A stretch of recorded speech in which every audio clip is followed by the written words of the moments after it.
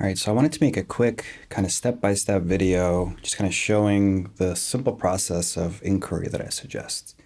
And this is going to be very basic. As you watch this, you're going to start to notice just how simple this is. At the same time, it's quite challenging because our minds are used to going 100 miles an hour. So we're not really used to going 10 miles an hour or 1 mile an hour. So the first and the most important step to doing this, to doing inquiry for emotional work, is can I stop and feel in? Can I feel into my experience right now? And by feel in, I mean that you're taking your attention. Normally, your attention is really sucked into the mind, into thoughts, right? Or you're just really sucked into the environment somewhere visually. Maybe you're really focused on, like, I need to do this right now. I need to do this right now.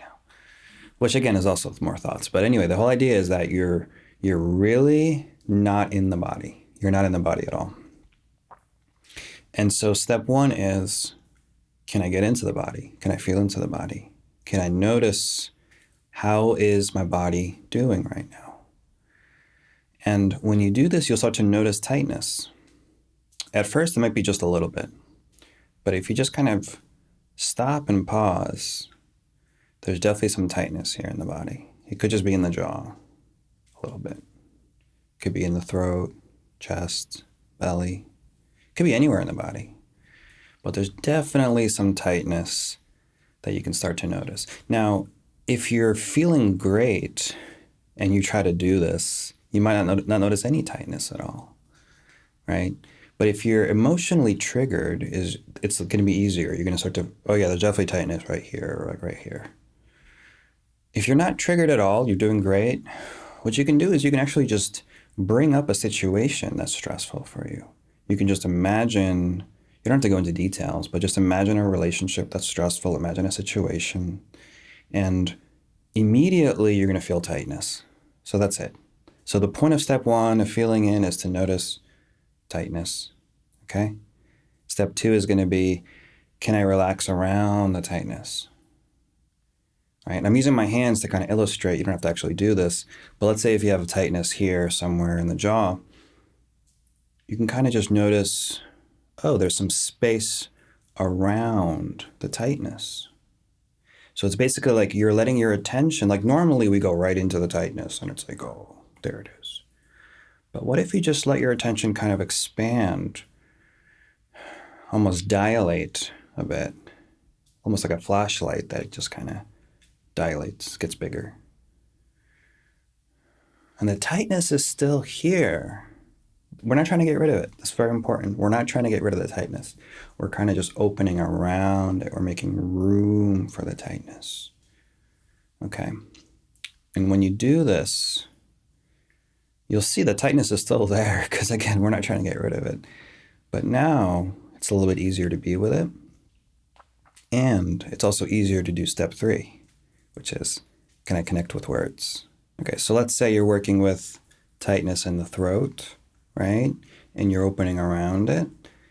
Okay, now what you want to do is you just introduce a very simple open-ended question. And you can make up your own questions. It doesn't matter what the question is. It's really just the act of asking a question, which is kind of charging up the curiosity. It's charging up the sense of looking, okay? And then you're just waiting. Immediately afterwards, right, you ask the question, and then you wait, whatever comes up first. It's usually very quick. Sometimes it's not quick. Sometimes you just have to wait a few moments. It might be a quiet voice popping in. But basically, let's say it's tightness in the throat. You can just introduce a question like, what is this? Or what does this mean about me? Or what does this say? Really what you want, it's like, imagine words are in the feeling. So what you're feeling, let's say the contraction in the throat, for example, it's not just a contraction in the throat. On the surface, it may seem like that's all that it is. But it's more like, it's almost like pulling on a string, where like it's just the string and you're kind of pulling on it. And by pulling on it, I mean that you're staying open to what is this about? Or what does this say about me? And then whatever, you kind of just want the words to just come to you. You're not putting in willpower and like, what is this? What is this? What is this? Let me think about it. Could it be this? Could it be that? That's willpower, right? We don't need to do that because the words are already here. So it's more like you're just relaxing. Like you're asking the question, okay, what does this say about me? I'm just a loser. Whoa, where'd that come from? Okay, so you want to trust the first thing that pops in, and it's going to be something negative probably. It's not going to be like, yeah, I'm amazing. It's probably going to be something like a deficiency, like a sense of like something's wrong with me. I'm just like an idiot. I'm stupid, or it could be just an emotion like I'm just angry. I'm just But oftentimes deficiencies are what pop up, which is basically patterns of something is wrong with me. I'm not good enough. I'm a failure, defective, not enough, worthless. And what you want to do is you want to kind of just let the word come to you. And if it's like a bunch of words, because at first, if you're not used to this, it could be like a bunch of words pop in.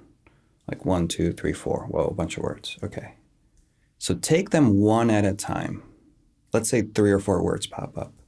Let's say bored, hungry, and then loser pop up. Okay. Take those 3 words, and you can even write them down if you want, but you don't have to. Just look at those words. Just like say them to yourself, maybe. Okay. Bored, hungry, loser. Which one of those has more charge? What you're doing is you're just noticing how the body reacts to those words. And especially if you compare it to a neutral word like apple or orange. Loser, right? Loser probably has more of a charge than bored or whatever, right? And if you compare like loser, just for example, loser to apple. Loser, apple. Now, you might actually feel more of a charge with loser if that's a charged word for you. But basically what you're doing is you're just noticing that the body tells you, the body responds, tightens up, and is telling you, yeah, that's what this is. It's connected. This feeling is connected to that word, loser, or whatever it is, fail, whatever comes up for you. Okay? And remember, trust yourself. The whole point here is you don't know what's going to come up for you. If you knew what this was, it wouldn't be here. You wouldn't be doing this, right? So it's like you kind of have to just be okay with not knowing. You have to be curious, or rather, you have to be willing to not know a little bit at least in order to be curious, right? Because if you're curious about something, but you know what it is, that doesn't make sense. You're curious because you probably don't know what it is. And maybe that's kind of interesting, right? Like, what could this be? What could this feeling really be? Right? So that's the kind of attitude that you want. So I really want to encourage that you stay mindful of doubt, because that's the main barrier here, is that when you ask a question or when you try to look within to what is this feeling, at first, it could be like, I just don't know. Like, I really have no clue. Oh, okay. So that's doubt, right? Doubt is like I'm uncomfortable with not knowing, and I need certainty. I really need to know.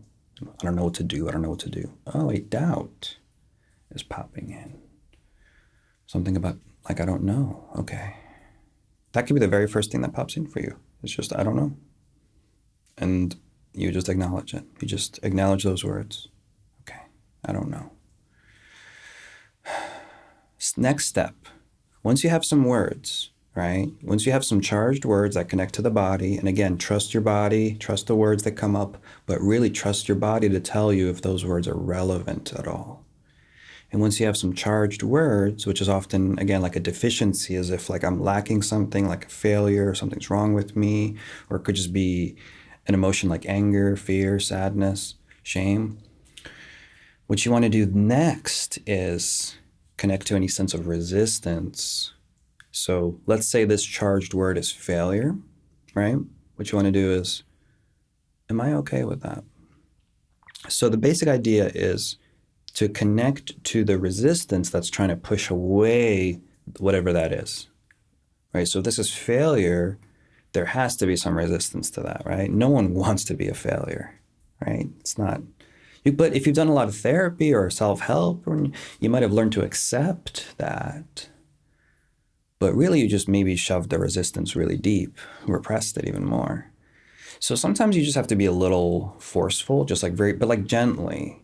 You can say it a few times. Like, am I really okay with this? Do I really want to be a failure, for example? What if I was a failure all the time? Would that be okay? There you go. Nope, there it is. Nope, I don't want to be. I don't want to be. So sometimes if you just like get a little ridiculous, like, what if I was a failure all the time though? Would that be okay? And that's when you'll start to feel some resistance in the body, like a sense of like, oh, no, no, no. And it just feels visceral, right? The resistance feels visceral. You might feel just a tightening up like all over. But what you want to do though is, first of all, feel it. Don't push that away. But try to see if you can translate that no into words. It's almost like, what kind of no is this? Because there are different types of no. There's like a no, I don't want this. Sometimes there's like, no, I shouldn't. I really shouldn't. Sometimes it's like, no, I really can't, which is like more the really deep resistance patterns are from childhood are usually I can't.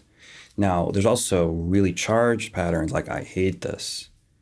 And the wording actually surprisingly matters. You know, to me, it surprised me too. I didn't think it mattered. But I noticed that, say if I was connecting to resistance and there was like a sense of I don't want to, and let's say like I would allow it, and by allow it, I mean like you're just kind of hanging out with the words. You're just like, yeah, I just don't want to. Like, I don't want to be a failure, for example.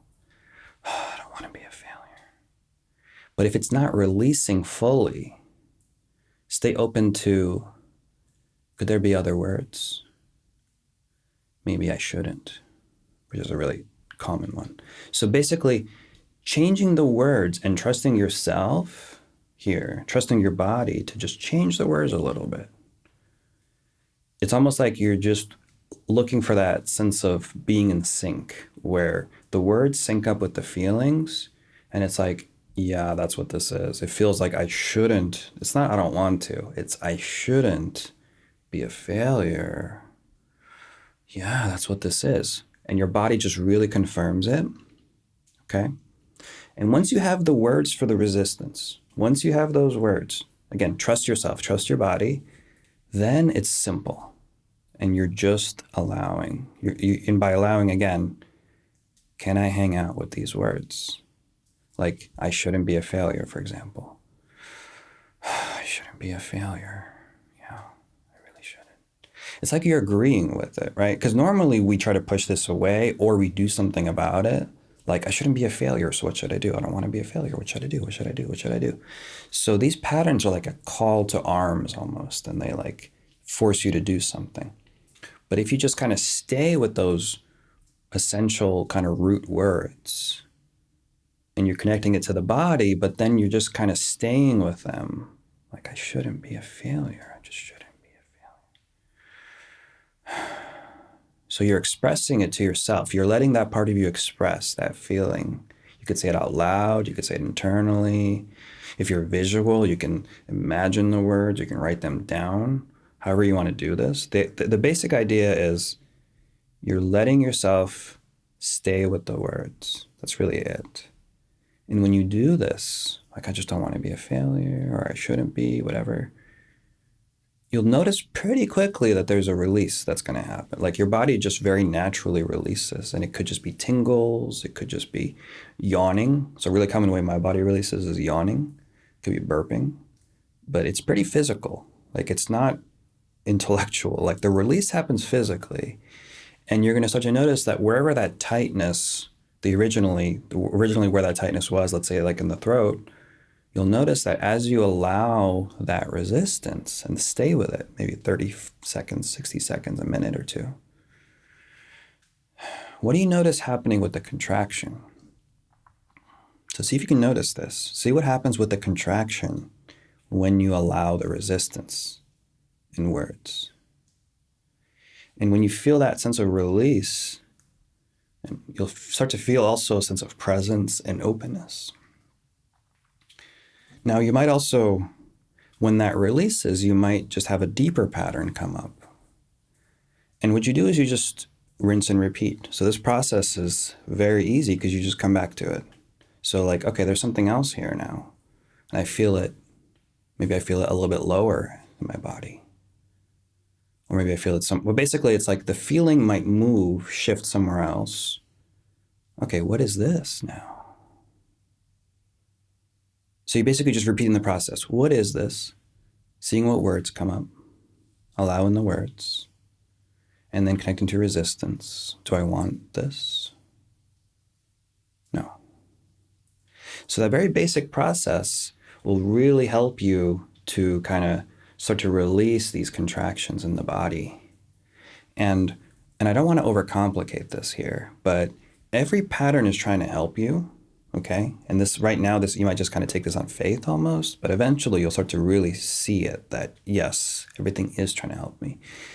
But what can really help is to take a pattern like the I shouldn't be a failure, for example, right? And let's say it's like really charged, it's kind of sticky, it's just not quite releasing. What can really help is to ask yourself about the benefit, or what is this trying to do for me? So it's like, I shouldn't be a failure, right? Okay, well, if I'm not a failure, what would I get? What's the benefit of not being a failure? So you just take whatever that is, whatever the deficiency is or the emotion, and you ask yourself, well, why shouldn't I? Basically, like, why shouldn't I be a failure? What will I get if I'm not? And it's always basic. It could be like, well, maybe I'll get acceptance. I'll get love, comfort, safety, protection, peace, freedom. It's always really basic, these utilities or benefits to these patterns.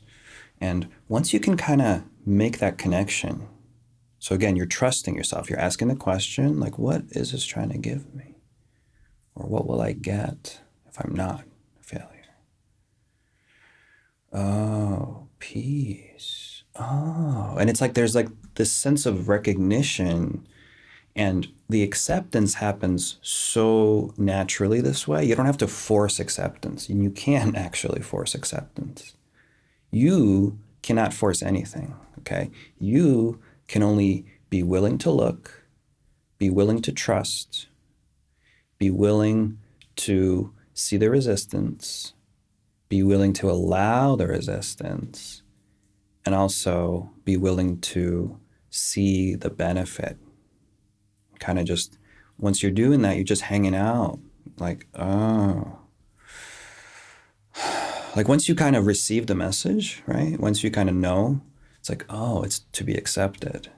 Maybe, oh, is that what it is? And confirm with your body, is that what this is? Apples, oranges, acceptance. Oh, I feel that. Acceptance, I feel that.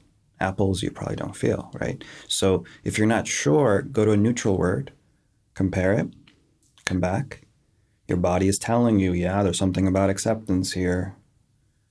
And then you just connect it to the resistance. Is that why I shouldn't be a failure? Is that why I don't want to be a failure? Whatever it is, right? Is that why? Is to be accepted. Yeah. And it's like your body is just really kind of absorbing that and marinating in it. And the release happens so automatically. So release happens, like, for instance, if, it's kind of a crude example, but like, let's say like, if there's a dog that keeps trying to bite you, right? And naturally you're not gonna like that dog, right? But like, let's say if you shine a light on it, because it's kind of dark, right? So you shine a light and you see, oh, this dog's actually trying to lick me. He's just got like a loose tooth. And it looked like he was trying to bite me, but he's actually trying to lick me. Oh, you see? Acceptance, right? Acceptance happens so naturally when we see, oh, this is trying to help me. Oh, this anger or whatever, this is trying to give me something. And so basically asking that question, the utility inquiry, the question of what is this trying to give me? Or what's the benefit? What's the payoff here? Right? Then it becomes very easy to just kind of, oh, that makes sense.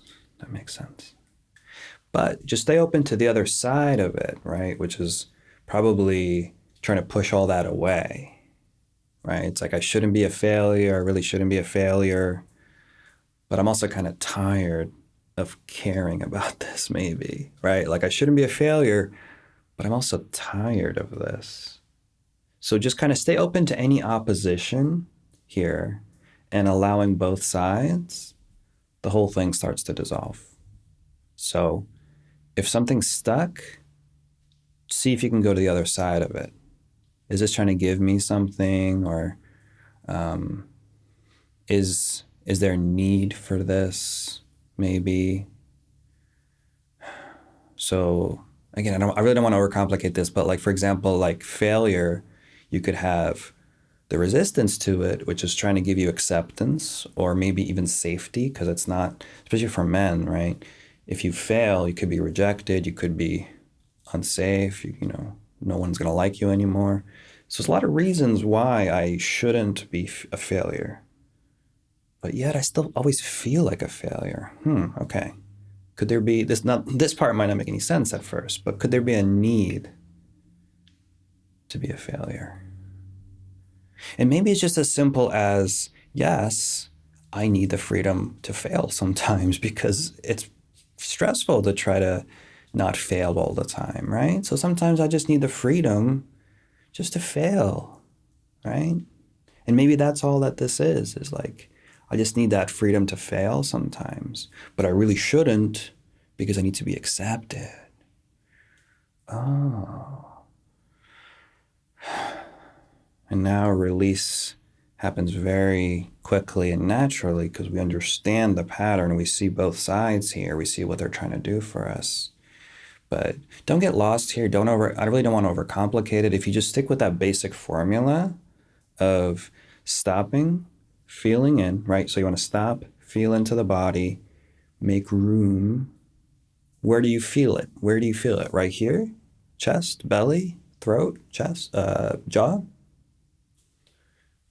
Where do you feel it? Right? Where do you feel it? Making room for it. And then connecting with words. What is this? What does this mean? Or what does this say about me? And then allowing any resistance to those words, to that deficiency or emotion. Or it's like, I don't want this, right? I don't want this. Oh, I don't want this. I just don't want this. Oh, I feel better already, right? So this very basic formula I'm introducing, it seems too simple, but it actually really works. So give it a try. And if anything doesn't make sense, definitely leave a comment and let me know. And yeah, hopefully this is helpful.